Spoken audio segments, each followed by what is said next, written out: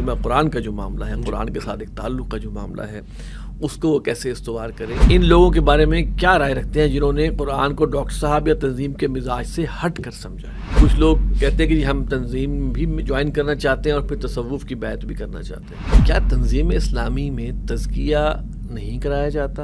اس بات کی وضاحت کرنے کے دجالی تہذیب سے آپ کی کیا مراد ہوتی ہے؟ اگر کوئی ایسی جماعتیں فرقے واریت والی ہیں، آپ ان کو کیوں بلاتے ہیں؟ یہ کہتے ہیں کہ کیا مسلمانوں کے لیے کوشر کھانا جائز ہے؟ یہودیوں کا جو وہ ہوتا ہے، بچوں کی آپس میں کسی کی برتھ ڈے بنا سکتے ہیں یا نہیں؟ غیر مسلم کی وفات پر اس کے گھر والوں سے ہمدردی کے لیے عام مسلمان کو کیا طریقہ اپنانا چاہیے؟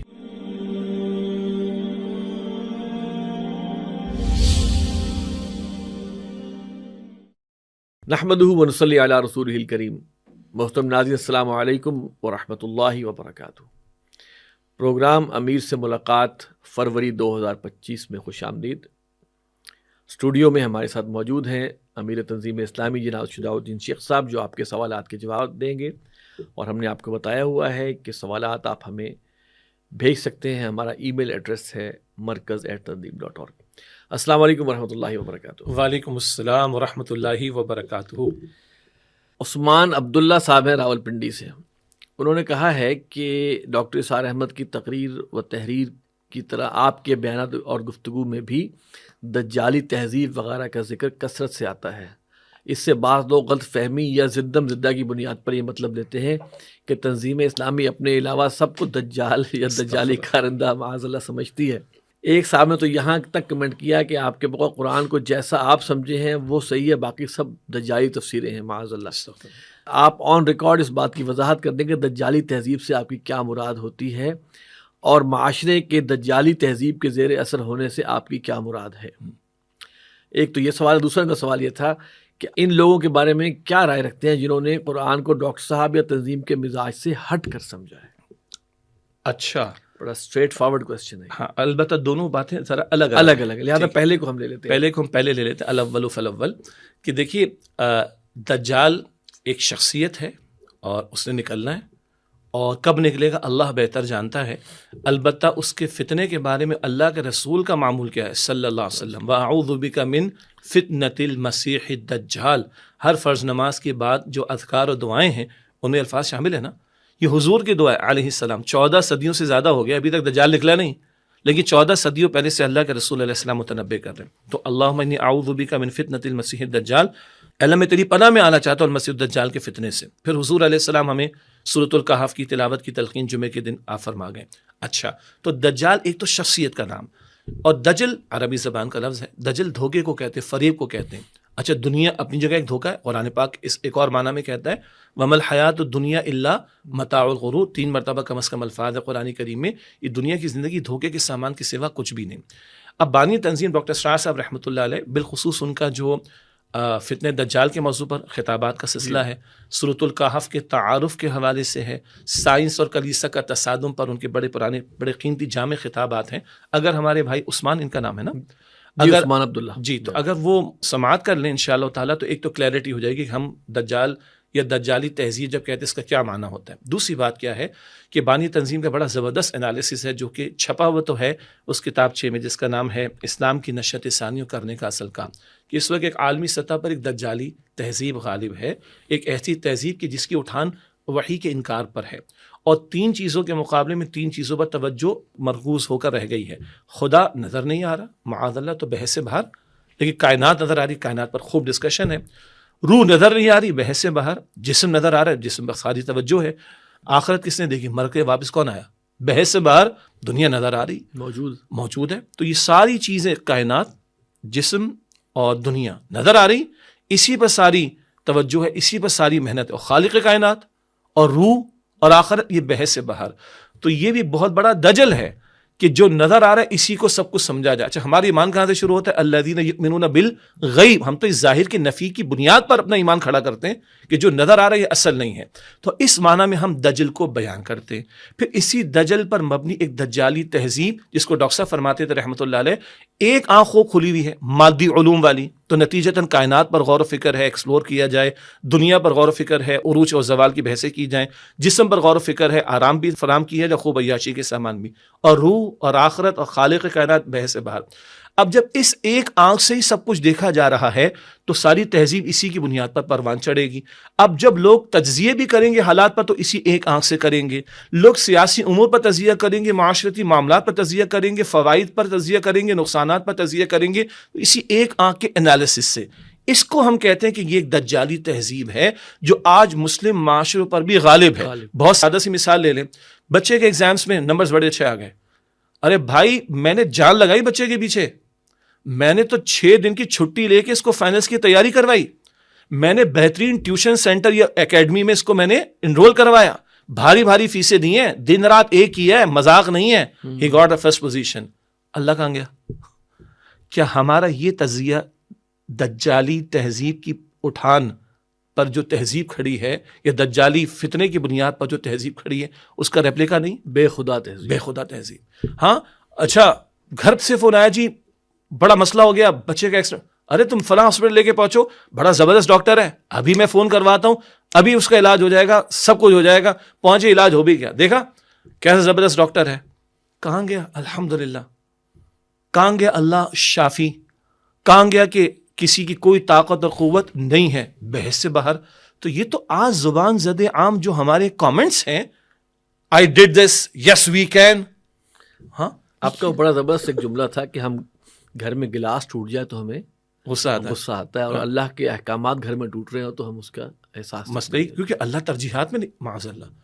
تو اس کو ہم کہتے ہیں کہ یہ دجالی تہذیب کے اثرات ہیں, اور یہ ہمارا اس پر ٹیک ہے کہ ہم اس کی وضاحت فورم پہ کریں. اور اچھی بات ہے کہ انہوں نے کہا کہ بعض زدہ ایسا مسئلہ بیان کر دیتے ہیں کہ تنظیم اسلامی والے اپنے سوا دوسروں کو, استغفر اللہ معاذ اللہ. بھائی ہم تو خود محتاج ہیں کہ دعا کریں اللہ سے کہ وہ دجالی تہذیب کے فتنوں سے اور دجال بالفعل جو شخصیت ہے اس کے حملوں سے اللہ تعالیٰ ہم تو محتاج ہیں. چاہے جائے کہ دوسروں کے اوپر فتویٰ لگانے کی کوشش کریں معاذ اللہ. اس میں کیا مٹاریا سے نظام ایک ہے, نظام اگر کسی ملک میں کہیں پہ نافذ ہے تو یا تو وہ بے خدا ہے یا خدا والا ہے. بالکل ٹھیک ہے, تو جو بھی نظام بے خدا ہوگا ہم اس کو بلانٹلی کہیں گے نا کہ دجالی نظام ہے. ایگزیکٹلی. اچھا اس کو ایک اور انداز سے لے لیں. اللہ کے نزدیک پارٹیاں 2 ہیں, حزب اللہ ہے اور حزب اللہ ان ٹوٹیلٹی کو خاص اسپیسیفک ایریا کی اللہ کی پارٹی اور اللہ کی پارٹی, شیطان کی پارٹی. سورہ مجادلہ میں اللہ نے ڈیفائن کیا. تو نظام بھی 2 ہی ہوں گے دنیا میں. دنیا میں دعوتیں بھی 2 ہی ہیں, رحمان کی دعوت ہے یا شیطان کی دعوت ہے. تو نظام یا تو خدا والا ہوگا جیسے آپ نے فرمایا, یا بے خدا ہوگا. وہ بے خدا کو آپ شیطانی کہہ دیں, ابلیسی کہہ دیں, دجالی کہہ دیں, کافرانہ کہہ دیں, ظالمانہ کہہ دیں, مشرکان ہے, سارا کچھ یہی. وہ خدا والا نہیں ہے. تو یہ ہے ہمارا انالیسس اس کے تعلق سے. البتہ معاذ اللہ, اللہ اس شر سے ہمیں محفوظ رکھے کہ ہم کوئی تجزیہ کریں اور ہم یہ کہیں گے جی ہم محفوظ ہیں, باقی سارے اس فتنے میں مبتلا ہیں, یا ہم ہی حق پر ہیں, باقی سارے ناحق پر ہیں. اللہ اس فرقہ واریت کے تصور سے اور اس عجب سے, تکبر سے, غرور سے اللہ ہماری حفاظت فرمائے. دوسرا سوال تھا کہ ان لوگوں کے بارے میں آپ کیا رائے رکھتے ہیں جنہوں نے قرآن کو ڈاکٹر صاحب یا تنظیم کے مزاج سے ہٹ کر سمجھا؟ اب دیکھیں سوال ہی, اب دیکھیں یہ چیزیں جو ہے نا یہ لوگوں کے ذہن میں آتی ہیں, غلط فہمیاں ہیں. کسی نے کبھی کوئی بات اڑا دی اور پھر ذہن جیسے بھی آگے ہر ایک کو دجالی سمجھنا شروع کر دیا. تو یہ وہ عوام الناس کے ذہن میں یہ چیزیں ہیں تنظیم کے حوالے سے. جی اب پہلی بات ہے کہ انہوں نے بھائی نے ڈیفائن کیا کہ جنہوں نے قرآن کو ڈاکٹر صاحب یہ تنظیم کے مزاج سے ہٹ کر سمجھا. تو پہلے تو ڈیفائن کر لیا جائے کہ ڈاکٹر اسرار صاحب اور تنظیم اسلامی کا مزاج کیا ہے. اقامت دین کی جدوجہد. اچھا پہلی اصولی بات, ہماری انہی نشستوں میں اب تو شاید 2 سال سے اوپر غالباً ہو گیا ہے, تو ہم نے بالکل شروع میں سوالات آئے تھے کہ آپ لوگوں کے عقائد کیا ہیں. تو ہم نے کھل کر بتایا, ہم نے حوالہ جات دیے ہیں, ہماری ویب سائٹ پر FAQs موجود ہیں, تنظیم اسلامی کے عقائد کیا ہے وہ لکھے ہوئے موجود ہیں, وہ وہی ہیں جو اہل السنہ والجماعت کے عقائد ہیں. اچھا فہم قرآن کے تعلق سے ڈاکٹر اسرار صاحب کیا فرماتے ہیں؟ قرآن حکیم نازل ہوا محمد مصطفیٰ کریم پر صلی اللہ علیہ وسلم, تو ہمیں تو ان کے قدموں میں پہنچنا ہوگا. پھر جو ہمارے علماء نے اور اسلاف نے فہم قرآن, یہ تفسیر قرآن کے اصول بتائے ہیں. جی تفسیر القرآن بالقرآن, تفسیر القرآن بالحدیث. اول قرآن کی تفسیر قرآن پاک سے, نمبر 2 قرآن کی تفسیر حدیث سے, نمبر 3 صحابہ, پھر تابعین, تبع تابعین, جی, اور پھر امت کے اسلاف, پھر لغت عربی بھی. اچھا جس کسی کو یہ سمجھنا ہو ہمارے فورم پر تو بانی تنظیم ڈاکٹر اسرار صاحب رحمۃ اللہ کا جو معروف بیان القرآن کے 108 گھنٹے ہیں نا, تو 108 میں سے 104 گھنٹے میں تو الحمد سے والناس سے پورے قرآن کا بیان ہے. 4 گھنٹے ابتدائی کیا ہیں, وہ اسی تعارف قرآن کے تعلق سے، واٹ از قرآن، قرآن از اے کلام آف اللہ، ورڈ آف اللہ، بہت سارے سوالات کے تحت انہوں نے ان چیزوں کو کھولا ہے.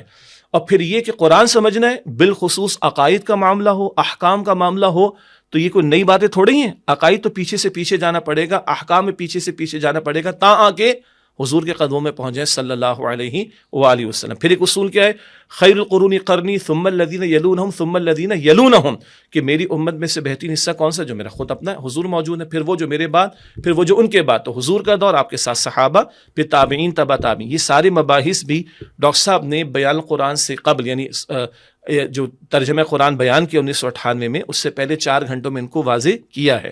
ایک تو یہ کلیئرٹی رہے. اگلی بات، ایک بات اور ڈاکٹر صاحب نے کہی ہے، ہاں کچھ سائنسی حقائق ہو سکتے ہیں، کچھ تاریخی حقائق ہو سکتے ہیں. تو تاریخی حقائق تو کھل سکتے ہیں، آگے جا کر دیکھا جائے گا، ریلیٹ کیا جائے گا. سائنسی حقائق جو اسٹیبلشڈ سائنٹیفک فیکٹس ہیں، تھیوریز کی بات وہ نہیں کرتے، اس پر ہم غور و فکر کر سکتے ہیں.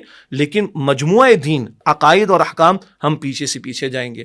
اور ہاں، حالات کے بدلنے سے کوئی اجتہادی نوعیت کا معاملہ پیش آئے گا تو بھائی جو مجتہدانہ بصیرت رکھنے والے ہوں گے وہ فیصلہ کر دیں گے، اس کے مطابق ہمیں دین کا منشا معلوم ہو جائے گا. تو یہ ہے جو ہمارا ٹیک ہے فہم قرآن کے تعلق سے. معاذ اللہ یہ سمجھنا کہ ہم نہیں سمجھا کوئی اور نہیں، یہ بہت بڑی گمراہی ہوگی، یہ بہت بڑی فرقہ پرستی کا تصور ہوگا. ہاں، اب جو ایک پہلو آپ نے بیان فرمایا اقامت دین کی جد و جہد کے تعلق سے، تو اس کو بھی جان لیا جائے. پورے قرآن حکیم کو جب ہم دیکھیں گے تو کون سا علم نہیں جس کا ذکر قرآن پاک میں نہ ملے.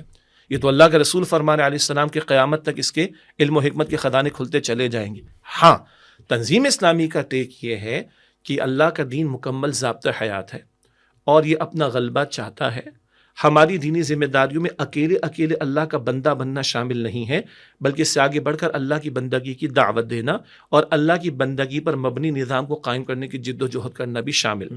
یہ کام اکیلے نہیں ہو سکتے، اس کے لیے جماعتی زندگی ضروری، اینڈ سو آن. یہ جو مباحث ہم بیان کرتے ہیں، بٹ نیچرل بیان کرتے ہیں، جیسے بعض حضرات، اور یہ سیرت سے لیتے ہیں. اور میں عرض کرتا ہوں جیسے بعض حضرات کا مزاج ہوگا وہ فقہی مسائل کو بیان کرتے ہیں، تو بالکل صحیح ہے. احکام القرآن ابو بکر جساس رحمۃ اللہ علیہ کا وہ فقہی مسائل کے بیان کے اعتبار سے قرآن پاک کی ایک درجے میں کہنے کی تفسیر ہے، کوئی حرج کی بات نہیں. بعض کا مزاج ہوتا ہے، جیسے ایک صاحب نے تھیسس لکھا قرآن حکیم میں جن جن عورتوں کا تذکرہ آیا. ویسے کچھ دنوں پہلے ڈاکٹر ذاکر نائک صاحب کی اہلیہ تشریف لائی تھیں یہیں لاہور میں قرآن آڈیٹوریم میں، تو انہوں نے قرآنی مائیں، بڑا پیارا عنوان ہے، ہمیں ہمارے گھر والوں نے بتایا، انہوں نے سنا تھا، تو قرآنی مائیں کے عنوان سے بڑا اچھا انہوں نے ذکر کیا. ہماری امت کے اسلاف نے، بعض لوگوں نے قرآنی خواتین، یعنی جن خواتین کا ذکر ہے، ان پر پوری تشریحات لکھ دیں. تو کیا اس کا یہ مطلب ہوگا کہ انہوں نے باقی مضامین کو اہم نہیں سمجھا؟ نہیں، ایک خاص مزاج کے اعتبار سے. ڈاکٹر صاحب یہ فرماتے بھائی عقائد تو علماء کرام بیان کر رہے ہیں، فقہی مسائل بھی بیان کریں، تو اس میدان میں مجھے کچھ کرنے کی ضرورت نہیں، نہ میرا مزاج ہے. جو کام نہیں ہو رہا وہ کون سا ہے؟ قرآن بیان ہو رہا ہے، قرآن نافذ نہیں ہو رہا. قرآن کی تلاوت ہو رہی ہے، قرآن کی تفہیم نہیں ہو رہی. قرآن کی اگر تفہیم ہو رہی تو اس کے نفاذ کی جد و جہد ہو رہی، فرض ہے ہمارا. اور وہ اللہ کے رسول نے کر کے دکھایا علیہ السلام. طائف میں خون کیوں بہا حضور کا؟ احد کے میدان میں کیوں بہا حضور کا خون؟ 70 لاشیں احد میں کیوں دیکھیں؟ 259 جانیں کاہے کو دی ہیں؟ لقد کان لکم فی رسول اللہ اسوۃ حسنہ کو کہاں لے کے جائیں گے؟ صرف مسواک تک لے کے جائیں گے، خوشبو تک لے کے جائیں گے، سرمے تک لے کے جائیں گے، یا داڑھی تک رکھیں گے؟ نہیں، یہاں بھی آپ کو ملے گا. اچھا سیدھا سے کھانا سنت ہے، ارے کھانا نہیں تو سنت کیا ہوگی؟ پھر فاقہ کرنا سنت بھی تو ہوگی. 2 مہینے چولہا نہ جلنا بھی تو سنت میں ملے گا. اللہ اکبر کبیرہ. یہ وہ گوشہ ہے جو بہت زیادہ اگنورڈ ہے، اس میں محنت کرنے کی ضرورت ہے. اچھا سوال ہے کہ یہ اقامت دین کی جد و جہد کیا تنظیم اسلامی نے بات ہی کی ہے؟ صرف ڈاکٹر اسرار صاحب نے کیا علیہ رحمہ، یا 2-4 اور حضرات نے کی ہے اس دور کے اندر؟ یہ بھی ایک مسکنسیپشن ہے کہ آپ جو کوئی نیا تصور لے کر آ گئے. تو اللہ کا احسان ہے کہ ہمارے 2 ساتھیوں نے بڑی محنت کی الحمدللہ. ایک ہمارے بڑے پیارے ساتھی ہیں عبدالسلام عمر صاحب، کوئٹہ میں ہوتے ہیں، اور علماء دین سے بھی تحصیل انہوں نے علم کی ہے ماشاءاللہ، اور PhD بھی ان کا چل رہا ہے ماشاءاللہ. اور ایک ہمارے بڑے پیارے ساتھی ہیں اب لاہور میں ہمارے مرکز میں امامت بھی کرتے ہیں، خان بہادر صاحب، درس نظامی کے فارغ و تحصیل بھی ہیں اور رفیق تنظیم بھی ہیں، ہمارے مدرس بھی ہیں. ان دونوں حضرات نے یہ نقطہ اقامت دین کی جد و جہد اور اس کی فرضیت اسلاف کی آراء کی روشنی میں، ہماری امت کے اسلاف نے کیا سمجھا ہے آیات قرآنی کی روشنی میں، احادیث مبارکہ کی روشنی میں، حضور کی سیرت کی روشنی میں، صحابہ کی زندگیوں کی روشنی میں، تابعین کی زندگیوں کی روشنی میں، اینڈ پھر اس کے بعد صدیوں کا تسلسل، تو وہ تمام آراء جو تفاسیر کی روشنی میں، احادیث کی شروحات کی روشنی میں اور فقہا کی عبارات کی روشنی میں، اب یہ 2 کتابیں ہمارے مکتبوں پر دستیاب ہیں، تقریباً ایک جیسا عنوان ہے کہ اقامت دین کی فرضیت اور اسلاف کی آراء کی روشنی میں۔ تو یہ کوئی نئی بات ڈاکٹر اسرار صاحب نہیں کر رہے کہ یہ ڈاکٹر اسرار صاحب کا مزاج ہے، یہ تنظیم اسلامی کا مزاج ہے، یہ تو امت میں تسلسل چلا آیا۔ اور اگر آپ مجھے اجازت دیں، ان عبارتوں میں یہ عبارات بھی موجود ہیں کہ اللہ کے دین کے غلبے کی جد و جہد، یا خلافت کے نظام کو قائم کرنے کی جد و جہد، یا نصب امام فقہا کی صلاح، قیام خلافت، یہ فرض ہے امت کے ذمے۔ اور اس سے آگے کے جملے بھی ان عبارات میں ہمیں اور آپ کو مل جاتے ہیں۔ فرق یہ صرف کر لیجئے کہ جس میدان میں فقہا نے کام کیا وہ ضرورت تھی، جس مقام میں احکام پر کام کیا فقہا نے وہ محنت کی ضرورت تھی، اور مزاجوں کے اعتبار سے لوگوں نے کام کیا، تو ان کے اس کام پر یہ نہیں کہے گا جناب یہ انہوں نے کوئی نیا فتنہ کھول دیا، نیا فرقہ کھول دیا، بھائی اس گوشے میں کام کیا۔ ڈاکٹر اسرار صاحب نے تنظیم اسلامی اگر قائم کی ہے تو اقامت دین کی جد و جہد والا گوشہ خالی پڑا تھا، اس کو انہوں نے دلائل سے ثابت کیا ہے اور کہا کہ اس میدان میں ہم کام کر رہے ہیں، کوئی ہم پر تنقید بھی کرنا چاہے تو ہمارے کام کو دیکھ کر کرے، ہمارے میدان کو دیکھ کر کرے۔ اس کو یہ قطعا نہیں کہا جا سکتا کہ تنظیم اسلامی کو فرقہ بن گئی معاذ اللہ، یہ ڈاکٹر اسرار صاحب نے معاذ اللہ کسی فرقے کی بنیاد ڈال دی۔ وہ 2 کتابچے اگر دیکھے جائیں تو اسلاف کی ساری آراء اس میں مل جائیں، اور یہ کتابچے ہماری ویب سائٹ پر بھی انشاءاللہ اپلوڈڈ ہمارے ناظرین کو مل جائیں گے۔ اور پھر آپ یہ دیکھیں کہ ڈاکٹر صاحب خود ریفر کرتے ہیں تفہیم القرآن سے، تدبر قرآن سے، تفسیر ابن کثیر سے، اور جو تفسیر عثمانی سے، ڈاکٹر صاحب نے ان سے استنباط کیا ہے، ان سے ریفر کیا ہے، ان کی طرف ریفر کرتے ہیں جی، اور وہ حوالہ جات ان کے بیان القرآن جو پبلشڈ ہے اس میں مل جائیں گے انشاءاللہ۔ اچھا جی، محمد مجاہد صاحب ہیں، انہوں نے کہا ہے کہ تنظیم اسلامی ڈاکٹر اسرار کے دور سے ہی ہمیشہ فرقے واریت کے خلاف رہی ہے، اور آپ لوگوں نے ہمیشہ اس کے سدباب کی کوشش کی ہے، مگر کیا وجہ ہے کہ اپنے پروگراموں اور سیمیناروں میں ایسی تنظیموں کے اراکین کو بھی بلاتے ہیں جن کا اول و آخر مقصد صرف اپنے فرقے کو فروغ دینا، اسی کے نام پر انتخابات لڑنا، اسی کی نشر و اشاعت میں اپنا تن من دھن لگا دینا ہو؟ خواہ اسلام کو اس وقت اتحاد و اتفاق کی کتنی ضرورت کیوں نہ ہو، ان کی ہر کوشش مسلک کے لیے ہے۔ باقاعدہ انہوں نے پھر کچھ جماعتوں کا نام لیا جو میں نہیں لے رہا، یعنی کہ کہہ رہے ہیں کہ اگر کوئی ایسی جماعتیں فرقے واریت والی ہیں آپ ان کو کیوں بلاتے ہیں؟ جی، بس تھوڑا سا ہم تفصیل میں نہیں جائیں گے کہ فرقہ اور مسلک کا فرق ذہن میں رہنا چاہیے، ٹھیک ہے؟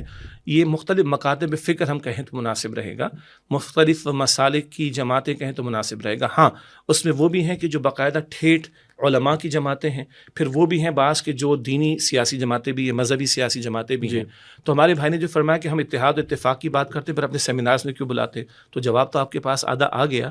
ہم اسی لیے تو بلا رہے ہیں کہ ہم اتحاد اور اتفاق کا مظاہرہ کرنے کی کوشش کریں، نمبر 1۔ نمبر 2، اچھا ہے کہ انہوں نے سیمینار سے غالباً لفظ سیمینار، پروگراموں اور سیمینار ٹھیک ہو گیا، تو ہم پروگرامز کہہ لیں، سیمینارز کہہ لیں۔ ہمارا زمانہ گواہ کا پروگرام چلتا ہے، اس میں مختلف دانشور حضرات بھی آتے ہیں، علماء بھی آتے ہیں، اور مختلف دینی جماعتوں یا مذہبی جماعتوں کے لوگ بھی آتے ہیں۔ اگر ہم غور کریں، ہمارے ان بھائی کو ہم دعوت دیں گے کہ ان سیمینارز یا پروگرامز کی ٹائٹلز اگر وہ دیکھیں گے تو تمام انشاءاللہ تعالیٰ آپ کو اکثر وہی ملیں گے جو امت کے مشترکہ مسائل ہوں گے، جس میں کسی مکتب فکر کا کوئی اختلاف نہیں ملے گا۔ اور یہ رہنمائی تو ہمیں قرآن پاک سے ملتی ہے، سورہ آل عمران کی آیت نمبر 64 میں ہے نا، قل یا اہل الکتاب تعالوا الی کلمۃ سواء بیننا وبینکم الا نعبد الا اللہ، کہ اے نبی علیہ السلام فرما دیجئے اے اہل کتاب ایک ایسی بات کی طرف آؤ جو ہمارے تمہارے درمیان مشترک ہے، اللہ کے سوا کسی کی عبادت نہ کریں۔ نصارہ سے بات ہو رہی، وہ خدا کا بیٹا مانتے معاذ اللہ عیسیٰ علیہ السلام کو، یا خدا ہی مانتے معاذ اللہ، یا کچھ تین خداؤں میں خدا مانتے، وہ بائبل کو اللہ کا کلام مانتے، ہم کہتے ہیں تبدیل شدہ ہے جی، وہ رسول اللہ کو نہیں مانتے صلی اللہ علیہ وسلم، وہ قرآن کو نہیں مانتے، قرآن کہہ رہے وہ اللہ کو مانتے ہیں۔ یہاں سے بات شروع کرو تو مشترکات پر کلام ہونا چاہیے، مشترکہ۔ مثلا ہم آپ سرچ کریں کہ انسداد سود کے تعلق سے جو بھی کوششیں ہوئی ہیں تنظیم اسلامی نے بھی کی اور اجتماعیتوں نے بھی کی، بالخصوص جماعت اسلامی نے بھی، تو جو وفاقی شرعی عدالت مقدمے کا لڑنے کا معاملہ تھا جماعت اسلامی بھی ان کے وکلا بھی ہوتے تھے اور سابق عامل جماعت اسلامی کی سراج الحق صاحب بھی تشریف لاتے تھے کورٹ میں بھی 2 مرتبہ گیا, تنظیم اسلامی نے بھی اس کو فائٹ کیا. یہ مشترکہ معاملہ ہے نا. اسی طریقے پر اگر کسی طور پر آپ کہیں کہ جی اقامت دین کی بات آ جائے, نظام خلافت کی بات آ جائے, ہماری اقدار کو دجالی تہذیب کے اثرات کی بات آ جائے, تو یہ ہمارے ٹائٹل اگر ہمارے بھائی دیکھیں گے تو ہم نے اپنے فورمز پر تو امت کے مشترکہ امور پر کلام کیا, اور اس میں یہ بھی اصول سامنے رہنا چاہیے کہ تعاون علی البر والتقوی ولا تعاون علی الاثم والعدوان, کی نیکی اور تقوی کے کاموں میں ایک دوسرے کے ساتھ تعاون کرو اور گناہ و زیادتی کے کاموں میں ایک دوسرے کے ساتھ تعاون نہ کرو. اور اگر ہم صرف سولو فلائٹ کی بات کریں اور کبھی کسی سے کوئی رابطہ نہ رکھیں, کبھی اپنے فورمز پر دوسروں کو نہ بلائیں یا دوسروں کے بلانے پر ان کے فورمز پر نہ جائیں, تو لوگ پھر کہیں گے آپ تو فرقہ بن گئے, آپ تو اتحاد کی باتیں نہیں کرتے. تو اتحاد کی ہم بات کرتے ہیں کریں گے, اتفاق کی بات ہم کرتے ہیں کریں گے, اور حتی الامکان جیسے آپ نے بہت اچھا کیا, ناظرین نے اپریشیٹ کیا ہوگا, آپ نے سوال رکھ دیا, آپ نے جماعتوں کے نام نہیں لیے نا, آبجیکٹیولی بات ہو جائے, سبجیکٹیولی بات کو چھوڑ دی جائے, تو اصولوں پر بات کریں, مشترکات پر بات کریں جس میں کسی کا اختلاف نہیں پایا جاتا ہے. اور ڈاکٹر صاحب کی رائے تھی رحمۃ اللہ علیہ, ہم جو انتخابی سیاست میں نہیں جاتے اس کے دلائل ہمارے پاس ہیں, البتہ ہم تحریک کے راستے کے قائل ہیں. جب بھی ہوگا, جب تحریک برپا ہوگی کسی متفق علیہ منکر کے خاتمے کے لیے ہم کھڑے ہوں گے انشاءاللہ تعالی. یہ ایک پرسپیکٹو ہے اس کا.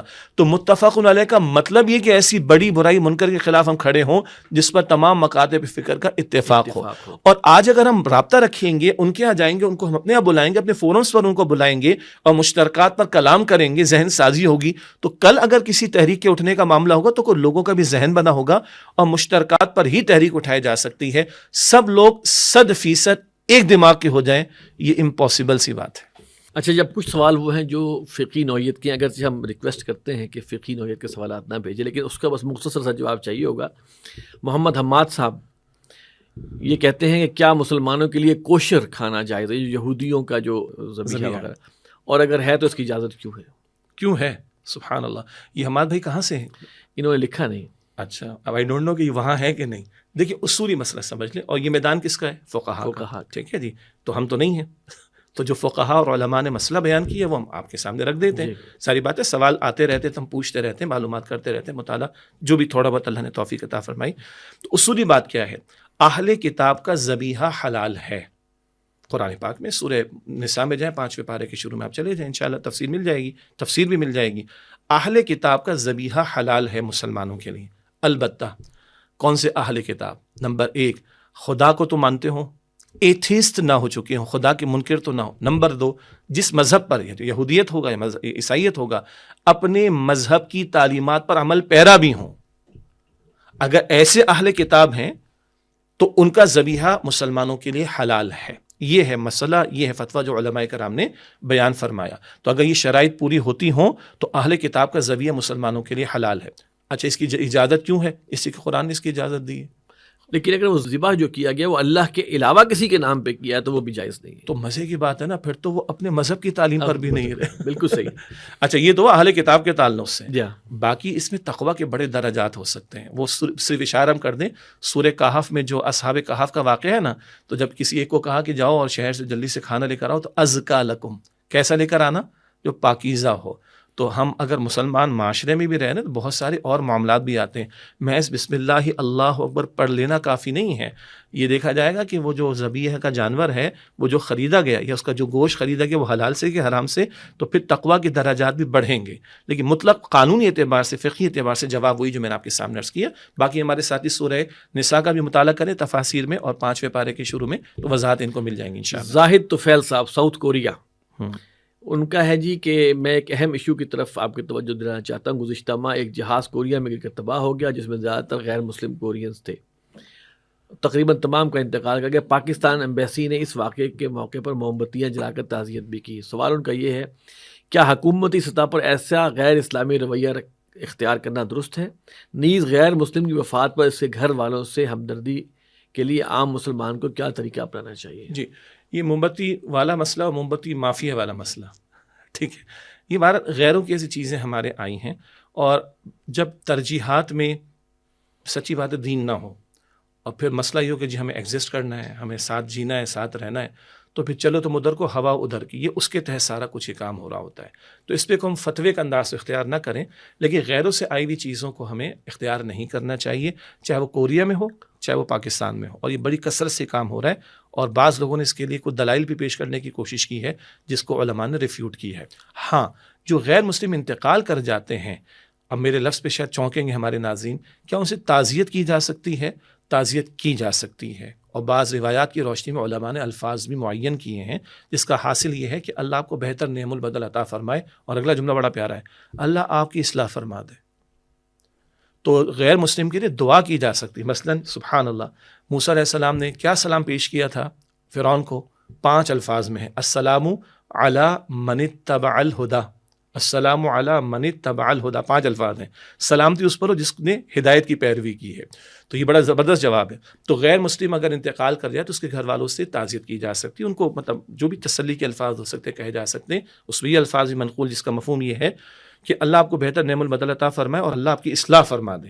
اور اصلاح فرمانے میں ہماری نیت کیا ہوگی کہ اللہ کو ہدایت عطا فرما دے۔ البتہ غیر مسلم انتقال کر جائے تو اس کے لیے مغفرت کی دعا کرنا قطعاً جائز نہیں ہے۔ محمد ارباب خان، ان کا سوال جو ہے وہ ہے برتھ ڈے منانے کے بارے میں آپ لوگ کیا سوچتے ہیں؟ گھر کے اندر بچوں کی آپس میں کسی کی برتھ ڈے منا سکتے ہیں یا نہیں؟ امت اگر امت والے کام کو سامنے رکھے نا تو اس کا موقع نکلتا کہاں سے ہمارے پاس؟ مجھے سمجھ نہیں آتی۔ امت میں لاکھوں اپنے گھر سے باہر ہوں اور لاکھوں کے ہزاروں کے لاشیں گرتے ہوں، اور امت برتھ ڈے مناتی ہو، امت جو ہے 2020 کی میچز کھیلتی ہو، پھر چیمپئنز ٹرافی کب ہو رہا ہے؟ رمضان میں۔ ان بغیرتوں کو کوئی شرم، کوئی حیا نہیں آتی؟ کیا مسلمانوں کے پاس ان فضولیات کے لیے کوئی وقت ہے؟ اور برتھ ڈے کا تصور ہم نے کہاں سے لیا؟ غیروں سے لیا۔ باقی گھر والوں کے ساتھ کھائے پیے، کس نے مسئلہ منع کیا؟ لیکن 1 سال کے انتظار میں بیٹھنا، ایک سال مکمل ہو گیا، 1 سال کم ہو گیا زندگی سے، میں اپنی موت سے اور قریب ہو گیا، میرے بچے موت سے قریب ہو گئے، بھائی اس کی فکر کرے۔ تو ہم اس کے قطعاً قائل نہیں ہیں، علماء بھی فقہی اعتبار سے بھی اس کو منع فرماتے ہیں، آیا غیروں کی طرف سے، گو کہ اس کو کوئی دین کا پارٹ سمجھ کے نہیں مناتا تو بدعت والا اصول تو نہیں رکھتا اس کے اوپر، لیکن فضول ہے، غیروں کی طرف سے آیا ہوا ہے۔ اور امت بڑے کام کے لیے پیدا کی گئی، جب بڑے کام ہمارے سامنے ہوتے ہیں نا، پھر تو بندے فاقے کے لیے بھی تیار ہوتے ہیں، پھر بندے وَيُؤْثِرُونَ عَلَىٰ أَنفُسِهِمْ وَلَوْ كَانَ بِهِمْ خصاصہ کے لیے تیار ہوتے ہیں، کہ اپنے اوپر دوسروں کو ترجیح دیتے ہیں، چاہے جائے کہ فضولیات کے اندر اپنے وقت کو اور اپنے پیسے کو برباد کرنے کی کوشش کی جائے۔ محمد موسیٰ صاحب ہیں، ان کا سوال یہ ہے کہ اگر کوئی شخص تنظیم اسلامی جوائن کرتا ہے تو کسی اور مذہبی جماعت مثلا تبلیغی جماعت وغیرہ کے ساتھ بھی کام کر سکتا ہے؟ اچھا، اسی میں ایڈ ہو جاتا ہے تصوف کا بھی، کہ کچھ لوگ کہتے ہیں کہ ہم تنظیم بھی جوائن کرنا چاہتے ہیں اور پھر تصوف کی بیعت بھی کرنا چاہتے ہیں، تو اس دونوں کو اگر آپ ایڈریس کر لیں۔ 2-3 پہلو ہیں۔ دیکھیں، اصولی بات ہے کہ جب ایک دینی اجتماعیت میں ایک بندہ شامل ہو گیا تو اسے کوشش یہ کرنی چاہیے کہ وہ فل فلیج مکمل اعتبار سے اس دینی اجتماعیت کے نظم کے تحت اپنی جان کو، مال کو، اوقات کو، صلاحیتوں کو لگانے کی کوشش کرے۔ ہم بقیہ دینی جماعتوں کا ادب بھی کرتے ہیں، احترام بھی کرتے ہیں، ان کے ساتھ رابطہ بھی رکھتے ہیں، میں ذکر کرتا ہوں انشاءاللہ تعالیٰ، لیکن جب بندہ ایک جگہ عملاً شامل ہو چکا ہے تو کوشش کرے کہ اسی نظم میں وہ چلنے کی کوشش کرے، اصولی بات۔ ضمناً کیا ہے، تبلیغ جماعت کے ساتھ ہی تعلیم کے حلقے ہوتے ہیں، کوئی حرج کی بات نہیں۔ میرے محلے کی مسجد میں اگر کسی نماز کے بعد تعلیم کا حلقہ ہوتا ہے، تبلیغی نصاب کے تحت تعلیم دی جاتی، تو کچھ دیر اگر میں بیٹھ کر سن لیتا ہوں تو کوئی حرج کی بات نہیں، تنظیم منع نہیں کرے گی اس چیز کو، کوئی حرج کی بات نہیں۔ اسی طریقے پر اگر مسجد میں کوئی تبلیغی جماعت کی جماعتیں آتی رہتی ہیں اور کسی کے ساتھ بیٹھ کے کوئی گفتگو کر لے، اس کا اکرام کر لے، کوئی مسئلہ نہیں ہے۔ ہاں، ہم یہ کہیں کہ وہ مثلا تنظیم اسلامی میں شخص شامل ہو گیا ہے اور تنظیم اسلامی کا تقاضا ہے کہ جمعرات کے دن فلاں اجتماع میں آپ کو آنا ہے، یا جمعے کے دن فلاں اجتماع میں آپ کو پہنچنا ہے، اور اسی وقت اس کے محلے کے مسجد میں تبلیغی جماعت کے ساتھی آئے ہوئے ہیں اور کہتے ہیں جی آپ ہمارے ساتھ گشت پر بھی چلیں، آپ ہمارے ساتھ فلاں مقام پر بھی چلیں، تو یہاں ہم کہیں گے نہیں بھائی، اب آپ ایک نظم میں شامل ہیں تو وہ فرض ہے آپ کے ذمہ، اس معنی میں کہ آپ نے وہاں پر بیعت کر کے اپنے آپ کو پریزنٹ کر دیا، تو وہ جو تقاضے تنظیم میں شمولیت کے ہیں یا وہاں سے جو تقاضے مستقل ہیں وہ اپنی جگہ اوپر رہیں گے۔ ضمناً کوئی کسی مقام پر جاتا ہے، کسی سے ملاقات ہو جاتی ہے، کسی جگہ تعلیم میں بیٹھ جاتا ہے، قطعاً کوئی مسئلہ نہیں ہے۔ اسی طرح آپ نے تصوف کے حلقوں کا سوال کیا، یعنی ایک وہ بیعت ارشاد کا تصور ہے نا، امت میں بیعت کا تصور تو موجود ہے اور ہم نے کئی مرتبہ اس پروگرام میں بھی اس کی تفصیلات بیان کی، تو بعض وہ ہمارے جو تصوف کے سلسلے ہیں جس کے تحت ایک فرد کسی صاحب علم کے ساتھ اپنے آپ کو جوڑتا ہے اپنی ذاتی اصلاح کے لیے، تو اگر کوئی پہلے سے کسی تصوف کے حلقے میں جڑا ہوا ہے اور بیعت ارشاد جسے کہا جاتا ہے اسے کر رکھی ہے تو ہم اس کو منع نہیں کرتے، وہ اپنی اس بیعت کو برقرار رکھ سکتا ہے، اور اس کے کوئی شیخ ہیں، کوئی عالم اس کے ساتھ ہیں جو اس کو کچھ وظائف پڑھنے کو بتاتے ہیں, کچھ اعمال کرنے کو بتاتے ہیں, کوئی مسئلہ نہیں. فرق کیا آئے گا جب اس ساتھی نے تنظیم اسلامی میں شمولیت اختیار کر لی اور تنظیم اسلامی سے بیعت کر لی, جو کہ بیعت جہاد ہے, بارہا ہم نے اس کی وضاحت کی ہے. تو اب فرق یہ آ جائے گا کہ اگر کسی وقت ایسا معاملہ آ جائے کہ جہاں اس نے بیعت ارشاد کی ہے, وہ شیخ یا عالم یا اس کے جو سرپرست ہیں وہ اس کو بلا رہے ہیں جمعرات کے دن آپ نے رات کو عشاء کے بعد ادھر آنا ہے, اور اسی وقت تنظیم کا اجتماع بھی ہے, تو ہم یہ تقاضا کرتے ہیں کہ تنظیم کی بیعت آپ کی فائق بیعت ہے. کس معنی میں؟ بیعت ارشاد کا معاملہ فرد کی اصلاح تک محدود ہے, جبکہ بیعت جہاد میں فرد بھی ہے, اس کا گھر بھی ہے, اس کا معاشرہ بھی ہے, اور نظام کے بدلنے کی جد و جہد بھی, تاکہ دین غالب ہو تو وہ بالتر رہے گی. تو اگر کہیں یہ کوئنسائڈ ہو جاتا ہے کہ وہ جو بیعت ارشاد والا تقاضا ہے وہ جمعرات کی عشاء کے بعد آ گیا, اور تنظیم کا بھی تقاضا ہے جمعرات کو عشاء کے بعد کا, تو وہاں ہمارا تقاضا یہ ہوتا ہے کہ وہ تنظیم والے پروگرام میں شرکت کرے, اجتماع میں شرکت کرے, ادھر معذرت کر لے. اور اگر برعکس کوئی معاملہ ہو تو وہ اپنے ذمہ دار سے اجازت کچھ لے لے گا, یا کوئی اور مسئلہ پیش آتا ہے. اچھا, اجازت سے مراد کیا ہے؟ کسی کے گھر میں بیماری کا معاملہ بھی تو آ سکتا ہے, کسی کی آفس میں لیٹ ہونے کا معاملہ بھی تو آ سکتا ہے, کسی کے والدین کی طبیعت کی ناسازی کی وجہ سے ہاسپٹل میں رکنے کا معاملہ. تو ایسے جینوئن کیسز کے اندر معذرتوں کی گنجائش موجود ہوتی ہے. حاصل کلام تنظیم میں رفیق شامل ہو گیا, جو شامل ہو جاتا ہے اس کو ہم رفیق تنظیم کہتے ہیں, تو تنظیم کا تقاضا بالاتر رہے گا. کہیں اور انگیجمنٹ تو خاص طور پر تصوف والی ہے, وہ تقاضے پورے کر سکتا ہے. اگر وہ ٹکراؤ کا معاملہ آئے گا, کوئنسائڈ کا معاملہ آئے گا, دونوں ایک ہی وقت میں آنے کا معاملہ آئے گا, تو تنظیم کے بیعت کا تقاضا اس کو فائق رکھنا پڑے گا. ہم اس کے بیعت ارشاد کو نل نہیں کرتے, وائڈ نہیں کرتے, ختم نہیں کرتے. اچھا, ایک بڑا ٹرکی کوسچن اس میں سے نکلا, وہ یہ ہے کہ کیا تنظیم اسلامی میں تزکیہ نہیں کرایا جاتا؟ کیا وہ تصوف کی کوئی رنگ تنظیم اسلامی میں نظر نہیں آتا؟ کوئی کمی ایسی ہے؟ رفیق تنظیم چاہے گا کہ میں تزکیہ کروں, تو کیا صرف تزکیہ کرنے کے لیے اس کو پیر طریقت کے ہاتھ میں بیعت ہونا ہوگا؟ یہ ایک بڑا بہت اچھا سوال ہے, اور اسی سے یوں کہیے کہ میرے سوال میں جواب میں اگر ایک کمی رہ گئی تو پوری ہو جائے گی. میں نے عرض کیا, اگر تو کسی نے پہلے بیعت ارشاد کر رکھی ہے اور اب وہ تنظیم اسلامی میں شامل ہونا چاہتا ہے, موسٹ ویلکم, شامل ہو اور ادھر رہے وہ, لیکن تنظیم کا تقاضا بالاتر رہے گا. اب اگلی بات ہے اور انٹرسٹنگ ہے, تنظیم اسلامی میں کوئی شامل ہو گیا, کوئی بھی اور رفیق تنظیم میں بیعت اس نے کر لی, اب وہ کہتے ہیں اب میں تصوف کی بیعت کرنا چاہتا ہوں, اس کی اجازت نہیں. اچھا, ہاں, اسی میں آپ کے سوال کا جواب ہے. بھائی کیا مطلب؟ تنظیم اسلامی کہتی ہے ہماری دعوت قرآن کی بنیاد پر ہے, ہمارا منہج انقلاب نبی محمد مصطفیٰ علیہ السلام کے اسوہ کی روشنی میں ہے, تو کیا قرآن پاک میں تزکیے کا تذکرہ نہیں ملتا؟ تصوف ایک اصطلاح ہے, اس پر حقیقت تصوف کے عنوان سے بانی تنظیم رحمۃ اللہ علیہ کا خطاب بھی موجود ہے, کتابچے کی شکل میں بھی, ویڈیو کی شکل میں بھی, جس میں مطلق تصوف کی اصطلاح پر بھی مباحث موجود ہیں. میں اس بحث میں نہیں جا رہا, لیکن قرآن پاک کی اصطلاح ہے تزکیہ. یتلو علیہم آیات و یزکیہم, اللہ کے رسول علیہ السلام کے بارے میں 4 مرتبہ یہ ذکر آیا کہ حضور تزکیہ بھی فرماتے ہیں صلی اللہ علیہ وسلم. پھر ایک بڑی قیمتی اصطلاح حدیث جبرائیل میں, معروف حدیث مبارک ام السنہ جسے کہا گیا, جس میں جبرائیل علیہ السلام جو ہے وہ انسانی شکل میں آئے اور کچھ سوالات انہوں نے کی. اس میں احسان کے بارے میں بھی سوال. احسان ہمارے ناظرین کو معلوم ہے, اللہم اعنی علی ذکری کا و شکری کا و حسنی عبادت, عبادت میں حسن کا آنا. تو اگر تصوف کا حاصل یہ ہے کہ میرا باطن پاک ہو جائے, میرا باطن صاف ہو جائے, اس کے اندر سے گندگیاں بیماریاں نکل جائیں, اس میں للہیت پیدا ہو جائے, اس میں فکر آخرت پیدا ہو جائے, اس میں محبت الہی ٹاپ آف دا لسٹ آ جائے, محبت رسول ٹاپ آف دا لسٹ آ جائے صلی اللہ علیہ وسلم, اخلاص میرے باطن میں آ جائے, میرے اعمال میں حسن پیدا ہو جائے, میرے اعمال میں اللہ ہی مقصود و مطلوب بن جائے, میرے اعمال میں سنت رسول کا رنگ آنا شروع ہو جائے. اگر تصوف کے یہ مقاصد ہیں تو یہی تو تزکیے کا حاصل ہے, یہی تو احسان کا حاصل ہے. کیا اب اگر تنظیم میں شخص شامل ہو گیا تو اس کے لیے کوئی اس کی باطن کی اصلاح کا امکان نہیں ہوگا, اس کے اعمال کی اصلاح کا امکان نہیں ہوگا؟ کیوں نہیں ہوگا بھائی؟ ہماری تعلیم میں پہلا نقطہ کیا ہے؟ ہمارا مقصود ہے اللہ کی رضا, اور ہمارا مقصود ہے آخرت کی کامیابی. اللہ راضی ہو جائے, آخرت کی کامیابی مل جائے, تو چاہے دنیا میں بظاہر ناکام ہو جائے کوئی مسئلہ, ہم جیت جائیں گے.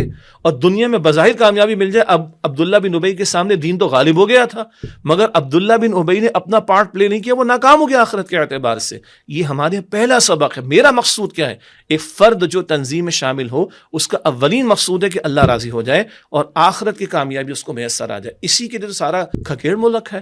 یہ اجتماعیت کہیں کے لیے ہے کہ میں اللہ کو جو راضی کرنا چاہتا ہوں تو مجھے میرے دینی فرائض ادا کرنے, ہیں اور ان دینی فرائض کو میں اکیلے ادا نہیں کر سکتا تو مجھے اجتماعیت میں آنا ہے. اب وہ اجتماعیت تزکیے کا بھی اہتمام کرے گی. اب اس کی تو پوری تفصیل ہے, وہ قرآن کے ذریعے سے, وہ رسول اللہ علیہ السلام کی احادیث کے ذریعے سے, وہ باطنی بیماریوں کے حوالے سے توجہ دلانے کا معاملہ, ادیہ معصورہ کا معاملہ ہے, باطن کی بیماری تکبر ہے, حسد ہے, حب مال ہے, حب جاہ ہے, بغض ہے, عداوت ہے, اینڈ سو آن. کیا قرآن اس کا ذکر نہیں کرتا؟ کیا رسول اللہ علیہ السلام اس کے تعلق سے ہمیں تعلیمات نہیں عطا فرمائی؟ تو بٹ نیچرل اگر ایک شخص تنظیم میں شامل ہوا تو لا محالہ تزکیے کا موقع بھی ملے گا اور وہ حسن پیدا کرنے کا موقع بھی ملے گا. ہاں, ہمیں اپنی کوتاہیوں کا اعتراف کرنا چاہیے.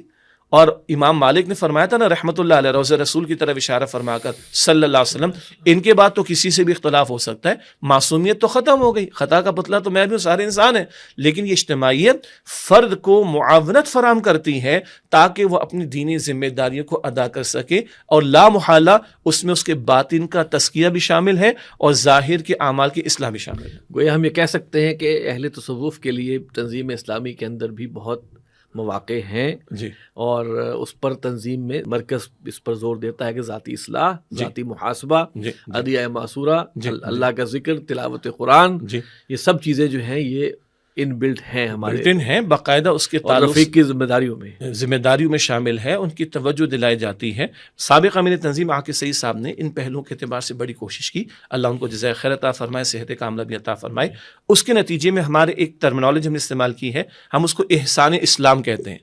اسلام جو تزکیے اور پاکیزگی اور اصلاح کی باتیں کرتا ہے اس کے لیے خوبصورت اصطلاح احسان کی ہے, تو اس کو ہم نے احسان اسلام ٹائٹل دیا. اس کے تحت ایک چھوٹا سا آپ کہیں کہ ایویلویشن فارم ہمارے چلتے ہیں نا, تو میں بھی فل کرتا ہوں, میرے ساتھی میرے رفقا بھی فل کرتے ہیں, اور اس میں یہاں تک لکھا ہوتا ہے فرض عبادات کے بارے میں, نوافل کے بارے میں, باطنی امور کی اصلاح کے تعلق سے, قرآن پاک کی تلاوت کے تعلق سے, ادیہ معصورہ مسنون دعاؤں کے اہتمام کے تعلق سے. اسی طریقے پر دعوت دین کا کام بھی ہے, اقامت دین کی جد و جہد میں اجتماعی تقاضوں کو پورا کرنے کے اعتبار سے, اپنی معاش کو حرام سے پاک کرنے کے بارے میں, اپنی معاشرتی رسومات, نکاح کا معاملہ ہے, اس کو سنت سے قریب تر کرنے کے معاملے میں, میت کا موقع ہے, بدعات سے اپنے آپ کو روکنے کے معاملے میں, مالی معاملات کا پہلو ہے, ان مالی معاملات میں سود ہے, جوا ہے, وغیرہ وغیرہ, قرض کے بڑے حساس معاملات, ان کی اصلاح کے اعتبار سے ایسے کو 40+ آئٹمز, انفرادی معاملات, اجتماعی معاملات, باطنی معاملات, ظاہری معاملات, یہ ہم نے چیز ڈیولپ کی جس کو ہم کہتے ہیں طلب اصلاح خطوط. اور ہر سطح پر ہمارے اس کا اہتمام ہوتا ہے, ہر رفیق خود فل کرتا ہے اس کو. میں نے چند مفتیان کرام اور علماء کرام سے اس کو شیئر کیا, کراچی میں, پشاور میں, لاہور میں, اسلام آباد میں. تو پہلے تو ان کو حیرت ہوئی کہ اتنا آپ اس کی کوشش کرتے ہیں. ہم نے کہا سر یہ نہ کریں, اللہ ہی نہ ملے ہمیں, آخرت کی کامیابی نہ ملے, کھو جائیں کسی نعرے بازی کے اندر, تو ہاتھ پلے کیا پڑے گا آخرت میں. تو انہوں نے نہ صرف یہ کہ اپریشیٹ کیا, اور 1-2 دینی سیاسی جماعتوں کے حضرات نے وہ ہم سے لیا بھی ہے, اور اپنے ہاں وہ ڈسکشن کر کے اس کو یوٹیلائز کرنے کی کوشش کریں گے. یہ بھی میں نے آپ کو جو اللہ کی توفیق سے کوشش ہم کر رہے ہیں نا, یہ اس کا ہارڈلی 5% ہے جس کا میں نے اشارتاً ذکر کیا ہے. تو یہ ہمارے یہاں موجود ہے, جو آپ نے فرمایا نا کہ اہل تصوف بھی اگر ہوں, یعنی جن کا رخ ذرا وہ باطنی پہلو اور تعلق مع اللہ کے والے سے نسبتاً زیادہ ہے, وہ بابا ہم کوئی دور نہیں اس چیز سے. ہمارا تو پہلا جملہ ہے کہ اللہ مجھ سے راضی ہو جائے اور آخرت میں مجھے کامیابی مل جائے, یہ میری زندگی کا مقصود ہے. دین غالب ہوتا ہے کہ نہیں ہوتا, ہے اللہ کا اختیار ہے. ہاں, میں نے تو اپنا پارٹ پلے کرنا, لیکن پارٹ پلے کرتے پیش نظر کیا کہ میرا اللہ راضی ہو جائے. تو اللہ کو راضی کرنے کے میرا باطن بھی صاف کرنا ضروری, اخلاص نیت, میرے ظاہر کے معاملات کو بھی درست کرنا ضروری, کتاب و سنت کے تابع ہونا. اگر تصوف اس شے کا نام ہے تو یہ ہم کر رہے ہیں, اگر تزکیہ اس شے کا نام ہے تو ہم کوشش کر رہے ہیں, اگر احسان اس شے کا نام ہے تو ہم اس کی کوشش کر رہے ہیں. اور اس سے آگے کیا بتائیں. اچھا, اس میں ایک ایلیمنٹ جو ہے نا, جو میں اللہ کا شکر ادا کرتے ہوئے بتانا چاہتا ہوں, وہ یہ ہے کہ صرف اپنی ذات کی حد تک نہیں, بلکہ اولین جو دائرہ کار ہے اس میں گھر والے آ رہے ہیں. جی, یہ اس کے حوالے سے بھی آپ تھوڑا سا بتائیں. جی, اور یہ اولین جو دائرہ کار ہے یہ خود اللہ تعالیٰ خود معین فرما رہا ہے. سورہ تحریم کے آیت نمبر 6 منتخب صاحب کے درس میں بھی باقاعدہ شامل اور مستقل رہنمائی. سورہ تحریم کے آیت نمبر 6 میں ہے کہ یا ایھا الذین آمنوا قوا انفسکم واہلیکم نارا, اے ایمان والو اپنے آپ کو اور اپنے گھر والوں کو جہنم کی آگ سے بچاؤ. لوگ کہتے ہیں بڑے سنسیئر اپنے گھر والوں کے ساتھ, کیا میں اپنے آپ کو اور اپنے گھر والوں کو جہنم کی آگ سے بچانے کے بارے میں سنسیئر ہوں؟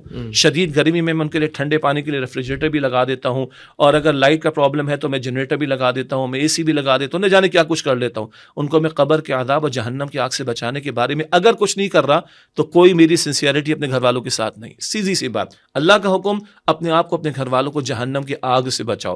اب یہاں ہمارے ناظرین کی دلچسپی کے لیے ایک ہمارے ٹرمینالوجی ہم استعمال کرتے ہیں اسرا. تنظیم میں جو لوگ شامل ہوتے ہیں جن کو ہم رفقائے تنظیم کہتے ہیں, کسی ایک اسپیسیفک ایریا میں ہوں گے. لاہور ہے تو علامہ اقبال ٹاؤن میں رہنے والے ہوں گے, کراچی ہے تو مثلا فیڈرل ایریا میں رہنے والے ہوں گے, اسلام آباد ہے تو G8 میں رہنے والے ہوں گے. مثال کے طور پر ایک ایریا کے لوگوں کو ہم جوڑتے ہیں تنظیم کے نظم کے مطابق, اس کو ہم کہتے ہیں اسرا. اسرا عربی میں کہتے ہیں خاندان کو. اس کے بعد ہم کہتے ہیں گھر تو ہے ہی ہے, گھر کے اندر بھی ایک اسرا بناؤ دینی پیراڈائم کے اعتبار سے, اس کو ہم کہتے ہیں گھریلو اسرا. کیا مطلب, میں امیر تنظیم تو میری ذمہ داری ہے کہ میں اپنی اہلیہ, یہ ماشاءاللہ 2 ہے ہماری بیگمان, تو گھر والوں کو بچوں کو ساتھ بٹھاؤں اور فوکس کر کے ویکلی 1 مرتبہ بیٹھوں, یا اس کو میں بریک بھی کر سکتا ہوں روزانہ 10 منٹ کے لیے, یا میں اور بھی ان کے لیے انتظام کروں کہ میرے گھر والے دین کو سیکھنے کے لیے کوششیں کر رہے ہیں اور میں سپروائز کر رہا ہوں. اس کو ہم کہتے ہیں گھریلو اسرا.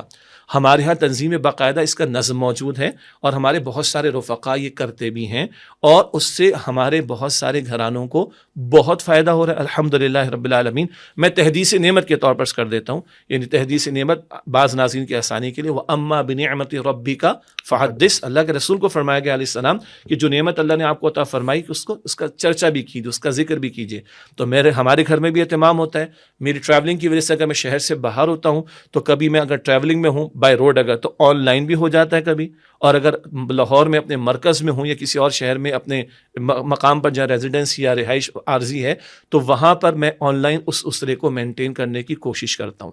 ہمارے بہت سارے ساتھی اس کی کوشش کرتے ہیں. اب ناظرین کی دلچسپی کے لیے اس میں کیا کرتے ہیں ہم, اس میں قرآن حکیم سے مختصر تذکیر بھی ہوتی. ممکن ہے ڈاکٹر سراج صاحب کا ہم ویڈیو چلا دیں یا بندہ خود بیان کر دے یا کہیں سے پڑھ کر سنا دے. اس میں احادیث کا مختصر بیان بھی ہوتا ہے, اس میں سیرت کا مختصر بیان بھی ہوتا ہے. بہت چھوٹے بچے ہیں تو ان سے تلاوت سنی جائے گی, ان سے نعت رسول مقبول سنی جائے گی صلی اللہ علیہ وسلم, کلام اقبال سن لیا جائے گا, یا کوئی نشید آج کل بڑا کانسیپٹ ہے وہ ہم سن لیں گے.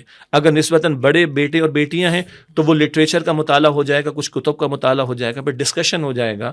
اور یہ کبھی گھنٹے کا, کبھی پونے گھنٹے کا, کبھی 1 گھنٹے کا پروگرام, یہ مسٹ ہے کرنا. کم سے کم ہمارے وہ رفقائے تنظیم کے جو شادی شدہ ہیں, اور ایک ٹرمینالوجی ہمارے سینئرس کے لیے استعمال ہوتی ہے جس کو ہم ملتزم کہتے ہیں, یہ اپنے گھر والوں کے لیے. اور اگر میں پوری سچی سی بات, میں ساری دنیا میں دین کی باتیں کر رہا ہوں اور گھر والوں کو بائی پاس کر رہا ہوں, گھر والوں کو محروم کر رہا ہوں, میں ظلم کر رہا ہوں اپنے آپ کے ساتھ بھی کہ اپنی اصل ذمہ داری, اول ذمہ داری ادا نہیں کر رہا, اور میں پوری دنیا کو خیر پہنچانے کے اندر لگا ہوا ہوں. اور جو میرے اپنے ہیں جن کی ذمہ داری مجھ پر زیادہ, وہ اصول ہے نا, مسئولیت ہے. کلکم راعٍ وکلکم مسئول عن رعیتہ, ہر ایک تم میں سے راعی ہے, نگہبان اس کی رعیت میں جو لوگ ہوں گے ان کے بارے میں مجھ سے سوال کیا جائے گا. تو یہ وہ ہے جو کانسیپٹ ہمارے یہاں چلتا ہے گھر والوں کی بھی اصلاح کے اعتبار سے, اور یہ اس کو ہم گھریلو اسرا کہتے ہیں. باقاعدہ اس کا ایک فارمیٹ بنا ہوا ہے, 1 درجن سے زیادہ چھوٹے چھوٹے کتاب جس میں ریکمینڈڈ موجود ہیں, اور بڑے مشورے کے بعد یہ چیز ہم نے فائنل کی الحمدللہ کہ بیچ میں سے بات نکلی تو یہ چیزیں بھی کلیئر ہوئی. تو محمد موسیٰ صاحب سے میں یہ کہنا چاہتا ہوں کہ جب آپ تنظیم جوائن کریں گے تو اس کے جو تقاضے ہیں وہ اتنے ہیں کہ آپ انشاءاللہ تعالیٰ اس میں تصوف بھی پائیں گے, اس میں تبلیغی جماعت والا ایلیمنٹ بھی پائیں گے, دعوتی, اور ہر لحاظ سے انشاءاللہ تعالیٰ آپ کو وہ پلیٹ فارم اور وہ مواقع انشاءاللہ میسر آئیں گے. لیکن جب ہم پورے دین کی بات کرتے ہیں نا تو یہ اصل میں مزاج ہیں, اور مزاج میں ایک طرف کا ہو جانا یہ مناسب نہیں ہے. لیکن سب کام دین سے متعلق ہے. باطن کی اصلاح بھی دین کا تقاضا, اعمال کی اصلاح بھی دین کا تقاضا, دعوت دین بھی دین کا تقاضا, گھر والوں کی فکر کرنا بھی دین کا تقاضا. اسی لیے جماعت کا نام ہے تنظیم اسلامی. تو اسلام ایز اے ہول, تو اس میں سارے رنگ آلریڈی موجود ہیں, اس کو ہمیں جمع کرنے کی کوشش کریں.